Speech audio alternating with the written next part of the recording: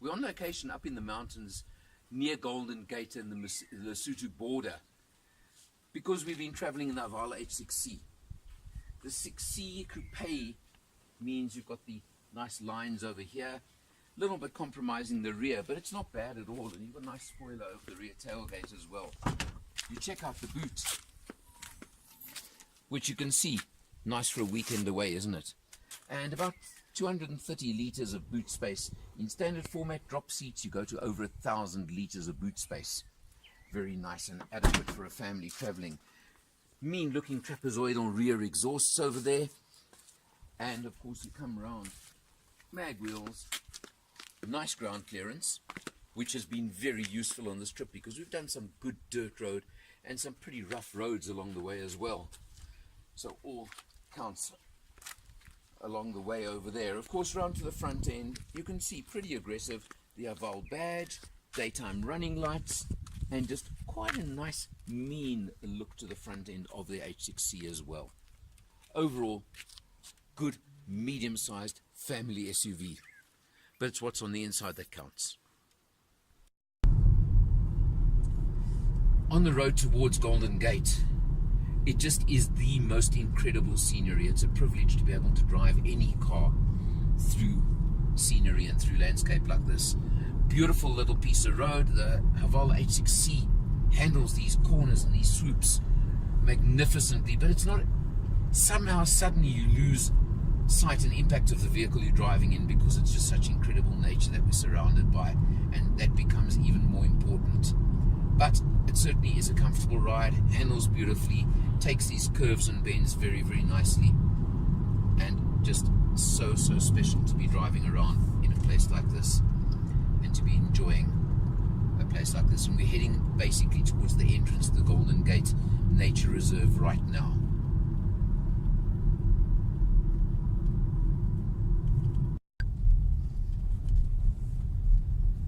Bit of a dirt road, a little bit bumpy, but nothing unreasonable. But the H6C certainly handles it exceptionally well. Not fazed by it at all. You've got a decent ground clearance, which is useful, of course. And just overall, very comfortable ride, very smooth. Takes it quite comfortably, takes it quite easily. So I can tell you that this is definitely a vehicle for family holidays where you want to go marginally, slightly off the beaten track. No, it's not a 4x4. But it's got no complaints about a road like this one. You can see it's pretty bumpy where we are right now, and it does it very comfortably. Inside the H6C, we start off by looking at the trip computer.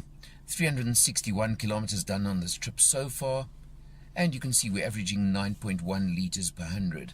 The H6C is known not to be the most economical vehicle, but that's a pretty good figure, and we've been cruising nicely, taking a nice trip. You can see just the finishes are very good. Obviously, you've got cruise control, full multifunction steering wheel, to your buttons and controls on the driver's door panel over here for your windows, for your door locking and mirrors, etc., things like that. And just around to, you'll see a very nicely finished dash over here, down to your center touch screen. Which, one disappointment I did have, I have to tell you, it's on my phone now, is I was expecting to find navigation on this, and there was no navigation. So a little bit of a disappointment in my mind over here. But a nice feature it does have is when I put the car into reverse gear, you'll see you don't only have the reverse camera, you also have that overhead view camera as well to give you guidance and show you obstructions in when you're reversing. Nice feature, useful feature over there. Come down over here to your 6-speed automatic gearbox.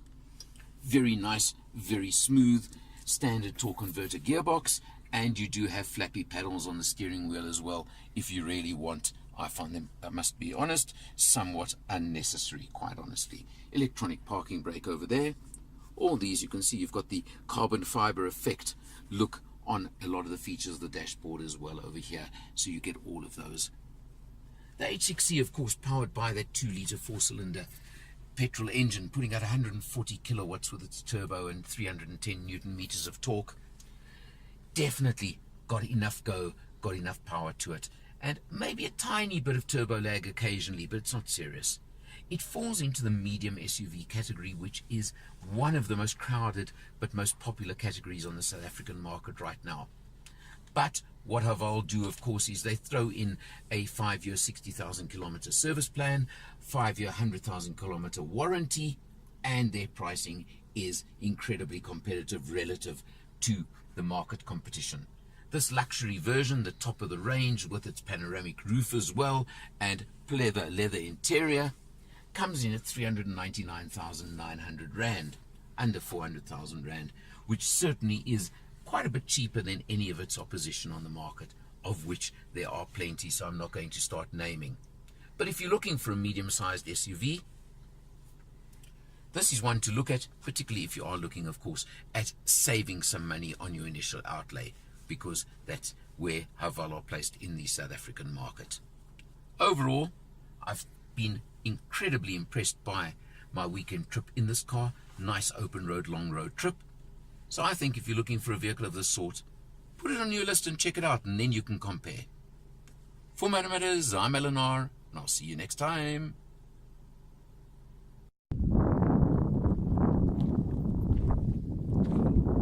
The Haval H6C, this is the luxury version, the top of the range. You can see the Haval badge. I think it's becoming a familiar sight on South African roads. Up in the mountains, under the city border, Golden Gate, so excuse the wind draw. I think it's worth it for the scenery, for this view, and for where we are right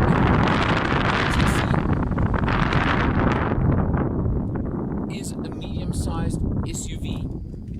Got very neat lines, daytime running lights, you've got mag wheels, you've got all the features you would want out of a medium-sized family SUV. Roof racks, just overall very, very neat lines. Being the C, of course, you've got the slanted coupe-esque look to the rear over here. You come around to the back of the vehicle, spoiler over the rear hatch, and I open the boot. Approximately 230 liters of boot space. In standard form, drop seats, etc., you go to about 1,000 liters of space. You can see luggage for a weekend, nicely handled in the back over here as well. Overall, very neat, aggressive rear exhausts over there as well.